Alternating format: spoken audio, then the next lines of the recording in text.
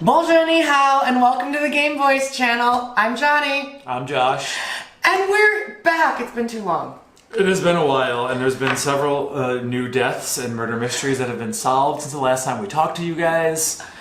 I will link all of the information below for this company, but the murder mystery experiences has been something that we've reviewed now a couple of times. We are reviewing today Pandemonium, but we will also be probably discussing some of the other boxes that you've played. Sure. Not in detail, but I think they give a context to where we are with Pandemonium. Yeah. So one of the things that really stood out to me about this and about this this kit every month is that you get some elements that overlap. Like you always will get a case file, a local towny newspaper, and then some like a basically an overview instruction book that kind of reminds you of what you're here to do, and then the URL to go to at the end when you want to solve it.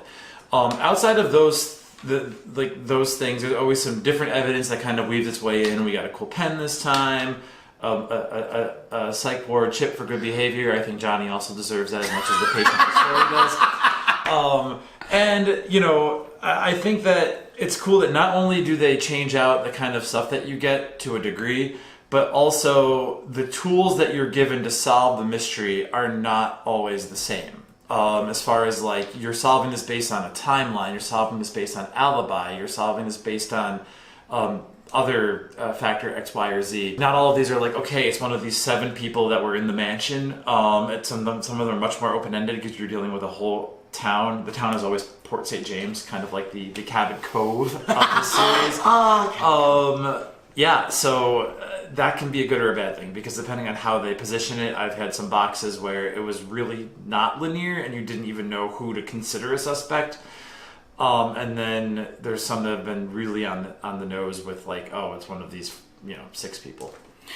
Is that like the one that you did was at the wedding party? The second one you did that was like, you knew it was only this like select group of people. Wasn't there a wedding one? The wedding was the first one. Oh, yes, sorry. I like the wedding. To me, was a great setup and fact-finding mission to get down to the killer from a set list of suspects. So would you equate the wedding to this in structure and format? I would, and I don't know if we're getting better at this or what, but I actually found this one easier. This was probably the easiest one that we've done. I think so. To date, because even though this was the most linear since the wedding, in my opinion, as far as giving you just like a group of suspects. You got literally a blank book of suspects with nothing but space to write notes on each of them. So you knew what you were working with, but at the same time, it was really easy to kind of parse through a little bit of evidence and rule out a lot of the suspects really quickly, and then you were kind of left just debating between like, it was literally like playing Guess Who. Like, we asked, like, is it X or Y? And we were able to figure out, and we were like, boom, it's not any of those 6 people. Yeah, basically, it's like if you played the original Guess Who, and I'm talking the one from the 90s. It was like if you asked, is your suspect a woman? Back in the game, and I don't know how it is today, but back in the 90s in Guess Who, there was only 5 females. And you were able to say, oh, you're a woman, let's take out all 97% of the men. Who are we left with? Yes. And then you get down to nitpicking between 1 or 2. Exactly. So that kind of was like, oh, I felt like we were able to rule out too many people too quickly. But do you think that's just us? Are we just that smart? Let us know in the comments below if you also had a very easy time with Pandemonium if you played, because that will validate us being smart, or we'll just be jerks. Fair. No, but I think that this was, I actually liked it in this structure better than when it's so open-ended, because at least upon what we thought was the answer, I felt confident in it and when we read the answer, it was validating. Yeah, because some of the clues that were given felt like they were really beating you over the head with them as you read through the different files and called the numbers and visited the websites. It kind of made me feel like maybe they've received feedback in the past that things were too obscure, and then they went a little harder in the other direction of like, read this clue, it's big. I feel like it was very much like Clue, where we were just kind of looking for checking those boxes and just finding that one piece of thing that validated that they had an alibi, and then you could just easily move on. You didn't have to dwell on it. Right, but that was almost I don't want to call it a disappointment. I enjoyed this, let me be clear. But it was almost a disappointment because they set you up with this whole blank space for a timeline, right? Like to fill in all these events, and they said that once you've established your full timeline, you're going to be able to really nail down the killer.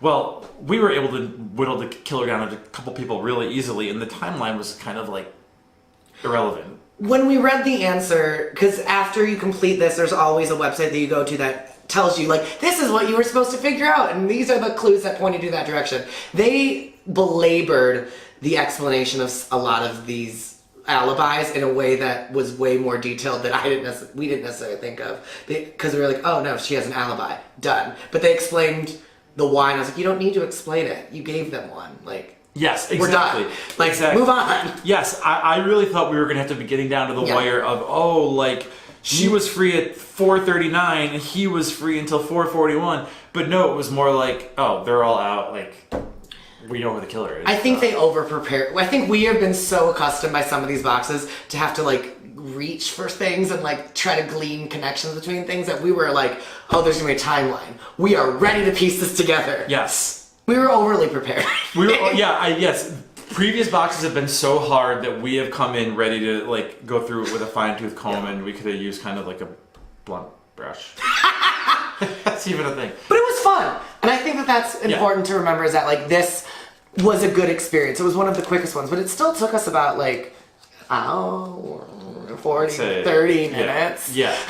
I'd say again, in sum, this was fun. The boxes are fun. The skill level that they cater to as far as being a mystery solver does vary. I think that some of these boxes definitely are for somebody who's much more into detail, and some of these boxes like this one probably could have been done by a more novice sleuth. Yeah. I wonder how they determine the order in which they send these. Like, I wonder if the order of, like, this one and this kit and Pandemonium, like, if that's predetermined or if it's just, I don't know. Like, I don't know if someone started right now, if they would start with your first box.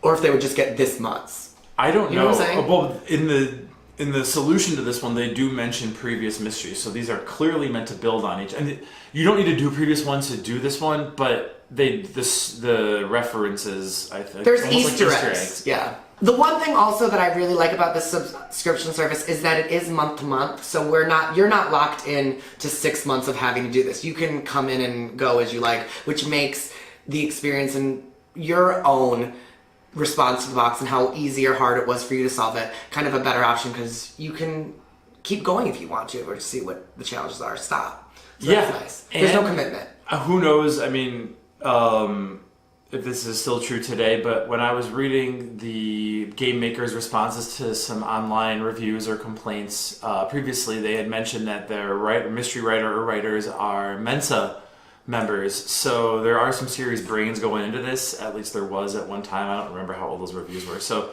it's good to know that there is some decent thinking going into the creation of these.